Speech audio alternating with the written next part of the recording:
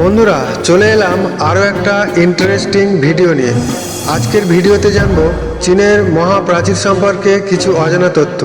চীনের মহাপ্রাচীর বা যাকে বলা হয় the great wall of China, যা পৃথিবীর সপ্তম আশ্চর্যের একটি।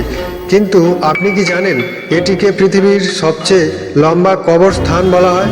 ইতিহাস বলছে 2000 বছর ধরে এই বিশাল দেওয়াল তৈরি করার সময় প্রায় 4 লক্ষ শ্রমিক মারা গিয়েছিল।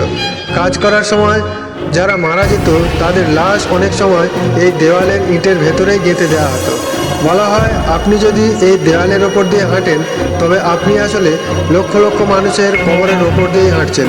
এটি শুধু একটি দেওয়াল নয়, এটি হাজার হাজার মানুষের কান্নার সাক্ষী। ইতিহাসের এই অন্ধকার দিকটি আপনি কি আগে জানতেন?